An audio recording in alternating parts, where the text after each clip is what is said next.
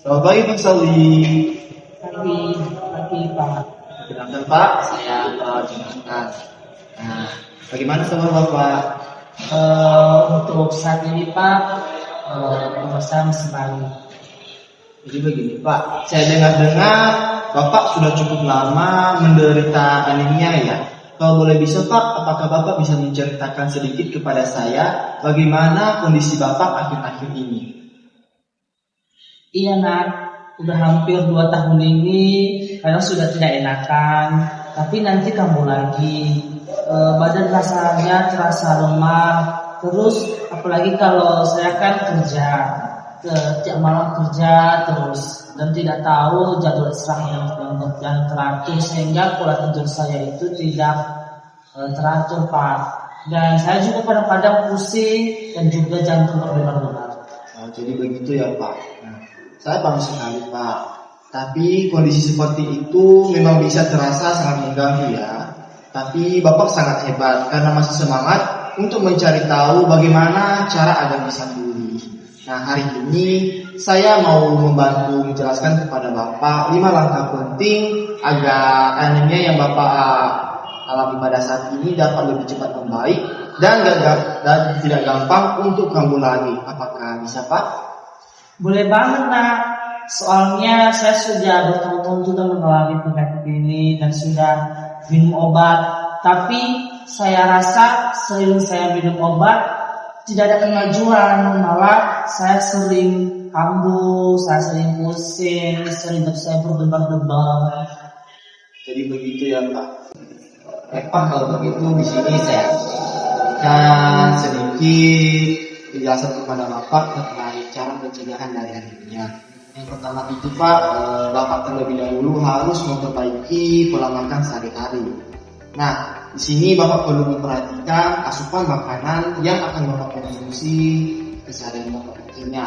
Pastikan makanan Bapak mengandung zat besi, asam folat, dan juga vitamin B12. Contohnya makanan seperti hati ayam, daging merah, bayam, tempe, dan juga kacang-kacangan.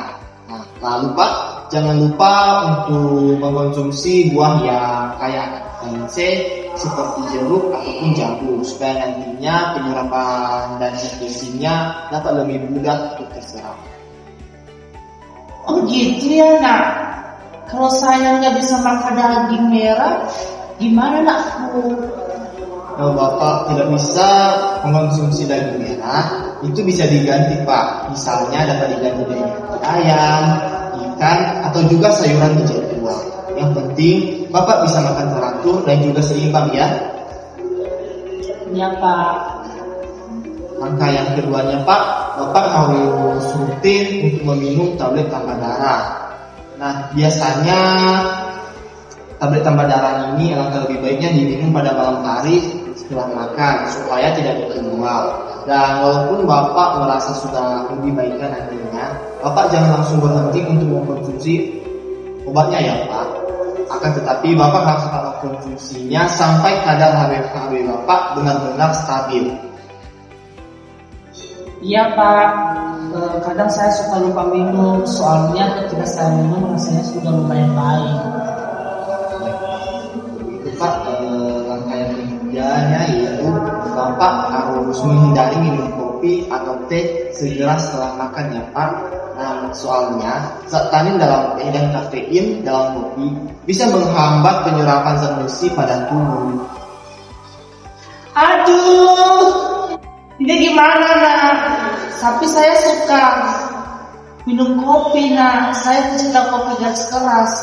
Jadi begini Pak, Bapak tidak harus berhenti. Bapak cuma cukup beri jeda sekitar 2 jam setelah Bapak makan. Jadi Bapak tidak harus berhenti untuk mengkonsumsi kopi. Akan tetapi Bapak harus memberikan jeda sekitar 2 jam setelah Bapak makan. Jadi nantinya Bapak tetap bisa untuk menikmati kopi, tapi manfaat zat besinya tidak akan pernah hilang di tubuh. Oh gitu ya Pak ya? Iya Pak. Nah, sekarang saya lanjut untuk manfaat yang keempat ya Pak, yaitu istirahat cukup dan kelola stres. Nah, dimana di sini Bapak harus beristirahat dengan cukup. karena tubuh Bapak sedang berusaha untuk memproduksi sel darah merah baru. Jadi Bapak jangan sering begadang ya.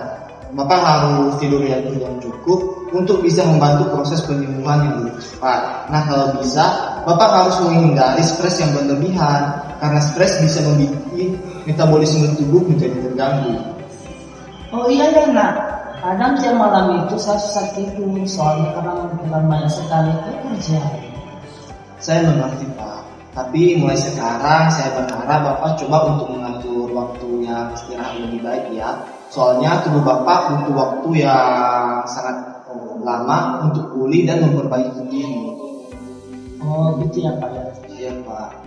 Nah, cara pencegahan yang kedua Bapak harus rutin untuk mengecek kesehatan minimal setiap 3 bulan sekali. Karena kalau Bapak sudah menderita anemia yang cukup lama, kita harus perlu memastikan penyebabnya bukan hanya dari kekurangan zat besi saja, akan tetapi bisa juga karena gangguan penyerapan atau kondisi medis lain. Nah, dengan pemeriksaan rutin, kita bisa tahu apakah pengobatan Bapak sudah sesuai atau belum. Oh jadi begitu ya, saya baru tahu kalau anemia ini ternyata menjadi penyebab penyakit saya selama ini. Betul Pak, jadi Bapak jangan ragu ya untuk selalu kontrol dan konsultasi lagi ke rumah sakit. Semakin cepat kita tahu penyebab pastinya, maka semakin juga cepat Bapak bisa pulih. Oh makasih ya nak ya, dengan penjelasan nak Bapak bisa mengerti dan memahami dan penjelasannya juga sangat terperinci sehingga saya juga bisa tahu lebih jelas. Sama-sama Pak, tapi Bapak harus tetap ingat ya, anemia ini bukanlah akhir dari hidup, tapi tanda bahwa tubuh Bapak itu butuh perhatian yang lebih. Jadi mulai sekarang marilah Bapak untuk lebih mengatur pola makan, kebiasaan dan istirahat yang cukup, karena semua itu bisa membantu proses pemulihan dari tubuh Bapak secara lebih cepat. Jadi Bapak harus tetap semangat ya. Saya yakin Bapak pasti bisa dan Bapak pasti dapat sembuh dengan cepat.